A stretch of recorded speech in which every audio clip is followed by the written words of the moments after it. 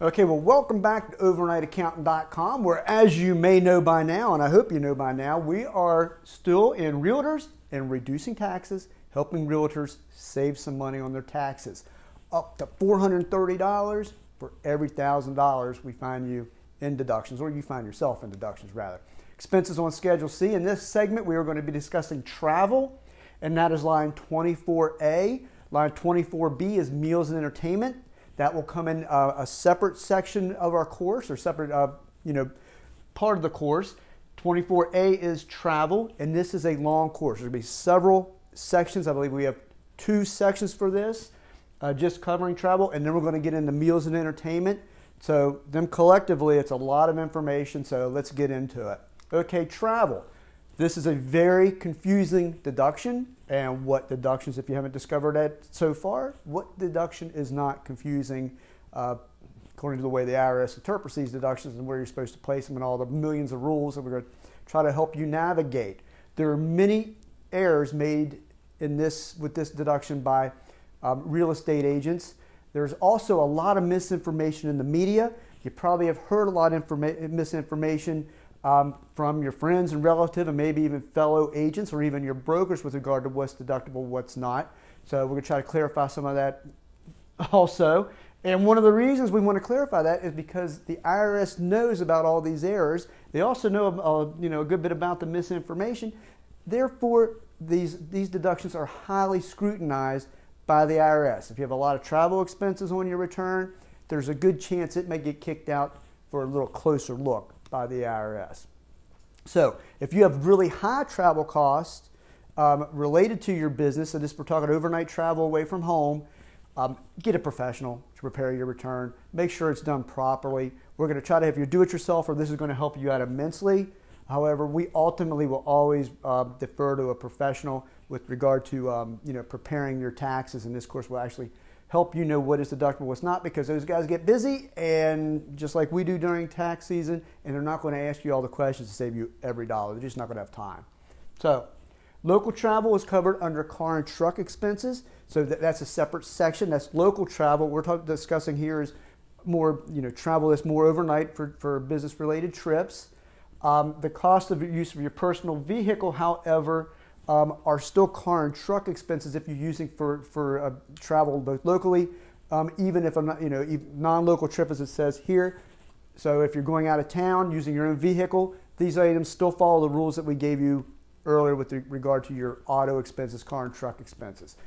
To stay out of trouble with this deduction, good record keeping is essential. That is the key for many aspects of minimizing your taxes.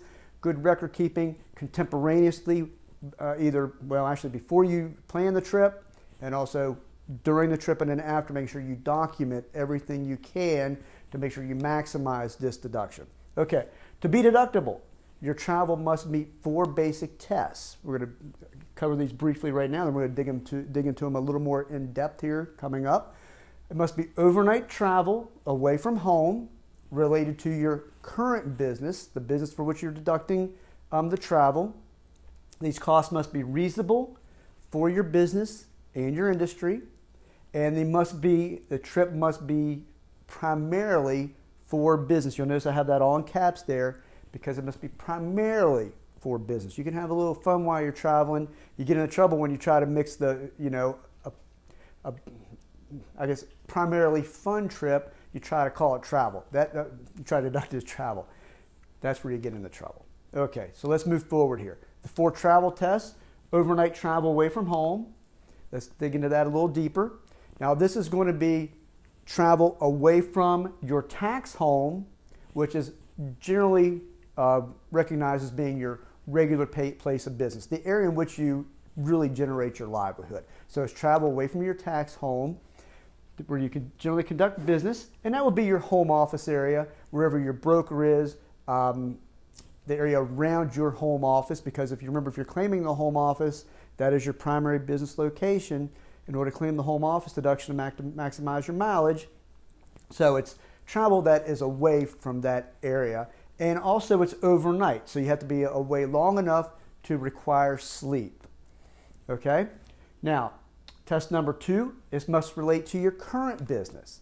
It's travel for classes to pass the exam before you start your business. That's not your current business yet. That's not deductible. So if you're a new agent, just remember that we've discussed this several times in this course in different places, traveling to take the exam or traveling to stay overnight for the exam is not deductible.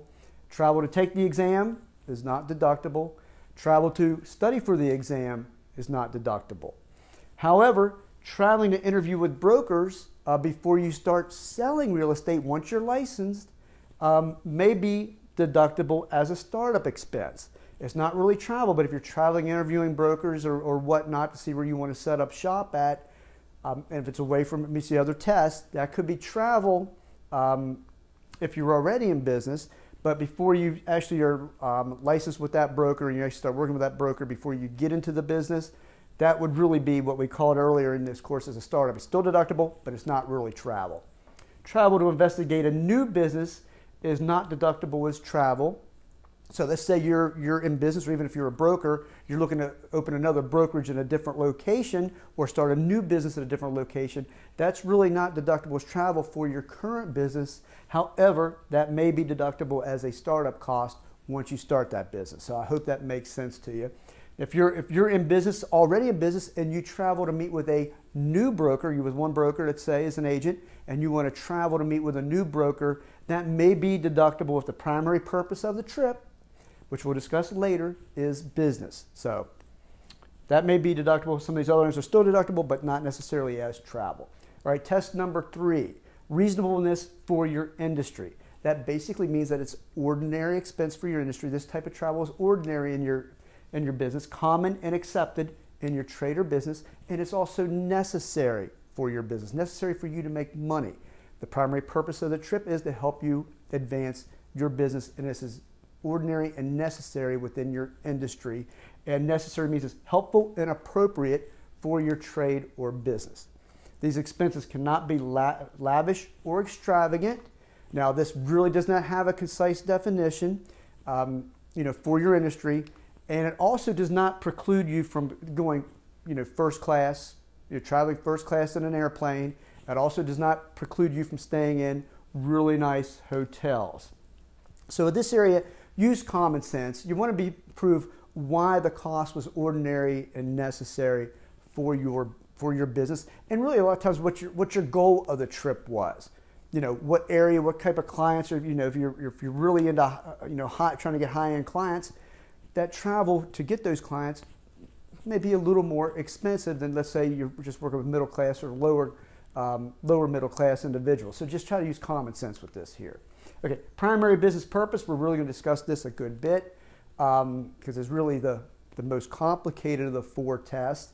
And this is where agents get in trouble. The main reason of your trip must be business. The primary reason, the primary purpose of the trip must be business, not vacation, politics, sightseeing, visiting friends, or recreation. The main reason for the trip should be business, not one of these other things you have listed here. And this is where you get into trouble when you try to squeeze a business trip into a vacation rather than have a little fun when you're on a business trip. So let's move forward here. Let's discuss this primary business purpose in a lot more detail. What is the primary purpose for your trip? Be able to prove that the primary purpose is for business. The challenge comes into play, as you can imagine, and I'm sure you've heard from other individuals, and this is where a lot of the misinformation is when you're trying to mix business and personal travel and still get a deduction. So common business purpose might be an educational seminar, a convention, conference that's directly related to your business. Visiting and working with current or prospective clients would be a common business purpose. Investigating a new market for your existing business. Maybe you want to get in commercial in a different area than you are right now, and you're looking to go to travel there and maybe expand that business, or maybe residential, you're just looking to expand a new market for your business, common business purpose. Temporary work locations also qualify as a primary business purpose. This is travel to different parts of the states for a listing, let's say.